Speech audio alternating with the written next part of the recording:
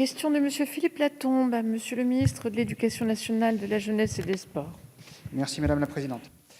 Je souhaite attirer l'attention du Gouvernement et singulièrement de Monsieur le ministre de l'Éducation nationale, de la jeunesse et des sports sur la dépendance de l'éducation nationale aux GAFAM. Et c'est par votre intermédiaire, Madame la ministre. Dans un appel d'offres publié au mois d'août 2020, le ministère de l'Éducation nationale débloque des budgets pour le renouvellement de licences pour des produits Microsoft et services associés. Le montant total de cet accord est estimé à 8,3 millions d'euros pour une période initiale de 12 mois, renouvelable par accord tacite jusqu'à 48 mois maximum. Il s'agit cette fois d'équiper les agents des services centraux et déconcentrés des ministères, ce qui, selon les évaluations du marché public, représente environ 800 000 postes de travail et 80 000 serveurs. Force est de constater que l'éducation nationale s'enfonce ainsi un peu plus dans sa dépendance aux GAFAM. Il s'agit en effet d'un engrenage enclenché depuis longtemps, et le débat n'est pas nouveau puisque l'usage de Classroom, iCloud, Facebook ou Office 365 ont libre cours dans les salles de classe.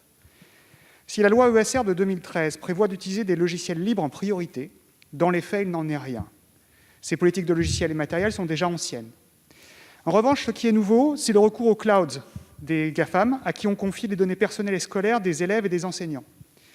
L'on sait que ces données sont particulièrement sensibles et nombreuses et en disent beaucoup sur chaque élève et sur son histoire personnelle.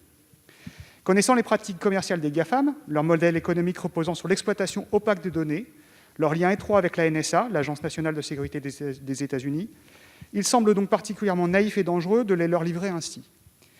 Ces débats sur la dépendance de l'éducation nationale à Microsoft n'ont rien de nouveau, mais celui-ci vient faire écho aux critiques similaires énoncées récemment à l'égard du projet Health Data Hub ou au contrat Open Bar négocié il y a quelques années entre le ministère de la Défense et la filiale irlandaise de Microsoft. À ces critiques, il est souvent répondu que ce serait trop cher ou trop compliqué. En Bulgarie, tous les logiciels d'État sont en open source et la France, 6e puissance mondiale, ne saurait y parvenir, ne saurait disposer d'un cloud sécurisé.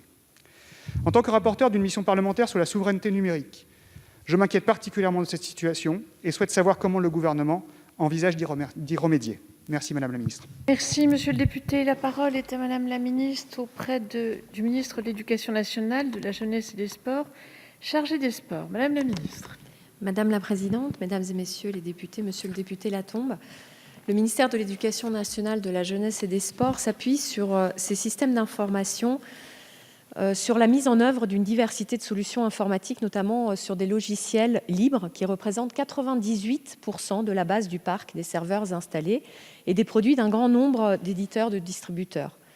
S'agissant des logiciels libres, le ministère s'appuie sur un marché pour bénéficier des solutions Read Linux et d'un marché interministériel pour bénéficier d'un support, assistance, sur certains logiciels libres. Il dispose par ailleurs d'un pôle national logiciel libre et ne se contente pas de consommer du logiciel libre puisqu'il en produit lui-même avec des agents et des prestataires.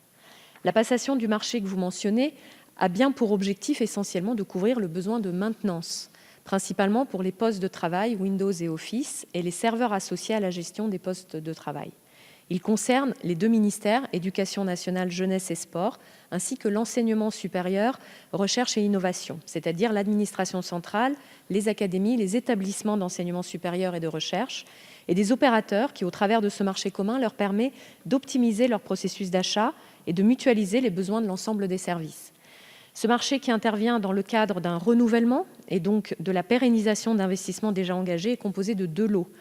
Le premier lot, c'est la fourniture de solutions Microsoft et le lot numéro 2, la prestation de services associés aux solutions Microsoft.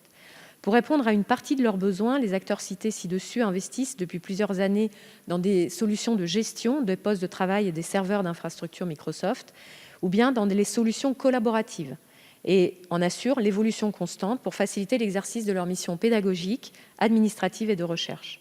Le groupement de ces acteurs permet de bénéficier de tarifs éducation avantageux sur le support ou les droits d'usage pour toutes les parties prenantes, conditions les plus favorables en comparaison d'autres secteurs. Sur le lot numéro 2, il permet aussi de bénéficier de tarifs de prestation de services attractifs au regard du volume d'activité potentiellement généré par les bénéficiaires. Enfin, le ministère de l'Éducation nationale, jeunesse et sport met en place de nombreux outils collaboratifs fondés sur des solutions libres ou open source, comme la plateforme Magister de formation ouverte à distance utilisée par plus de 250 000 enseignants chaque année. Il permet aussi l'espace collaboratif Tribu qui sert à partager des documents, la mise en place d'une solution de visioconférence et de classe virtuelle encore en test et qui sera pleinement opérationnelle début 2021. Elle est fondée sur la solution open source Big Blue Button. L'ensemble de ces développements se fait en concertation avec les autres ministères et en particulier avec la DINUM.